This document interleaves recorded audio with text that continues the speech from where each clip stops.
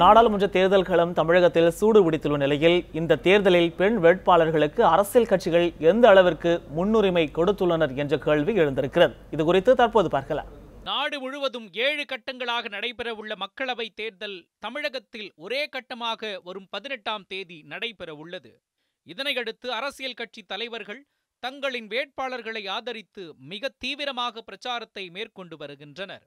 பெண்களுக்கு 33% இடஒதுக்கீடு என்பதை ஒவ்வொரு அரசியல் கட்சிகளும் தங்களின் தேர்தல் அறிக்கையில் வெளியிட்டு பிரகடனம் செய்தாலும் அதை எந்த அளவிற்கு அமல்படுத்துகின்றனர் என்றால் அது நிச்சயம் கேள்விக்குறியே. வரும் நாடாளுமன்ற தேர்தலில் தமிழகத்தில் பெண் வேட்பாளர்களை முன்னிலைப்படுத்தி உள்ள கட்சிகளின் விவரங்களை தற்பொழுது பார்க்கலாம். திராவிட முன்னேற்றக் கழகம் சார்பில் தென் சென்னையில் தமிழச்சி தங்கபாண்டியனும் தூத்துக்குடியில் கனிமொழியும் களம் காண உள்ளனர். காங்கிரஸ் கட்சியின் சார்பில் அதிமுகவின் தம்பிதுரையை எதிர்த்து கரூர் தொகுதியில் பலப்பரீட்சை நடத்துகிறார் ஜோதிமணி. கரூர் தொகுதியில் இவர்தான் வேட்பாளர் என்பதை முன்கூட்டியே எதிர்பார்த்திருந்தனர் கரூர் மாவட்ட காங்கிரஸ் கட்சியினர். அதிமுகவின் சார்பில் காஞ்சிபுரம் தொகுதியில் மரகதம் குமரவேல் மீண்டும் போட்டியிடும் அதே வேளையில் திருப்பூர் தொகுதியின் மக்களவை உறுப்பினராக பணியாற்றிய சத்யபாமாவிற்கு இந்த முறை வாய்ப்பு கொடுக்கப்படவில்லை.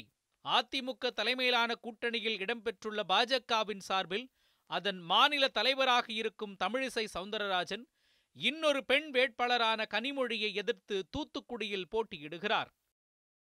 மக்கள் நீதி மய்யம் கட்சியின் சார்பில் பொள்ளாச்சி தொகுதியில் மூகாம்பிகையும் மத்திய சென்னையில் கமீலா நாசரும் களம் இறங்குகின்றனர். அமமுக சார்பில் திருச்சியில் முன்னாள் மேயராக இருந்த சாருபாலா தொண்டைமானுக்கும், தென்காசி தொகுதியில் பொன்னுத்தாய்க்கும், நாகை தொகுதியில் செங்கொடிக்கும் வாய்ப்பு வழங்கப்பட்டுள்ளது. நாம் தமிழர் கட்சியின் சார்பில் புதுச்சேரி உட்பட 40 தொகுதிகளில் சுமார் 20 தொகுதிகளில் பெண் வேட்பாளர்கள் போட்டியிடுகின்றனர். எங்கள் அண்ணன் சீமான் எங்களுக்கு பெண் உரிமைக்காக 50% இடஒதுக்கீடு கொடுத்திருக்கிறார். ஆண்களுக்கு 20, பெண்களுக்கு 20 என்று இடஒதுக்கீடு கொடுத்திருக்கிறார். நாங்களும் பெண்களுக்காக போராடுவோம்.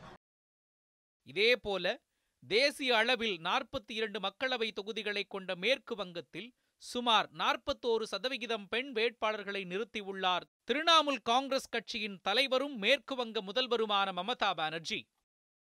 இன்றைய சூழலில் பெண்களுக்கான வளர்ச்சி மற்றும் பாதுகாப்பை வலுப்படுத்த மக்களவையில் அதிகமான பெண் எம்பிக்களின் குரல் ஒலிக்க வேண்டும் என்கின்றார் பத்திரிகையாளர் கவிதா முரளிதரன். பெண்கள் குறிப்பாக அரசியலுக்கு வரணும், அப்போ தான் ஒரு மாற்றத்தை சமூக அளவில் ஒரு மாற்றத்தை உருவாக்குவதற்கு பெண்களுடைய குரல் ரொம்ப முக்கியம். இப்போ எங்கே பார்த்தாலும் பொள்ளாச்சியிலேருந்து எதை எடுத்தாலும் பெண்கள் மீதான வன்முறை ரொம்ப அதிகமாக இருக்குது. பெண்களை பற்றிய சமூக பார்வை அப்படின்றதே வேறு மாதிரி இருக்குது. அப்போ பெண்கள் அரசியல் ரீதியாக ஒரு முன்னெடுப்பு எடுக்கும்போது ஒரு மாற்றம் வருவதற்கான சாத்தியங்கள் இருக்குது. ஸோ அதை நிச்சயமாக எல்லா கட்சிகளும் முக்கியமாக ஊக்குவிக்க வேண்டும். நான் பெண்களை குறை சொல்கிறதுல எந்த இதுவும் இல்லைன்னு நான் நினைக்கிறேன். பெண்களின் பாதுகாப்பு மற்றும் நலனுக்காக எண்ணற்ற திட்டங்கள் மக்களவையில் கொண்டுவரப்பட்டாலும் பெண்களின் பங்களிப்பு அதிகமாகும் போது அது பன்மடங்கு அதிகரிக்கும் என்கின்றனர் அரசியல் விமர்சகர்கள். நியூஸ் 7 தமிழ் செய்திகளுக்காக ஒளிப்பதிவாளர் யுவராஜுடன் செய்தியாளர் நெப்போலியன்.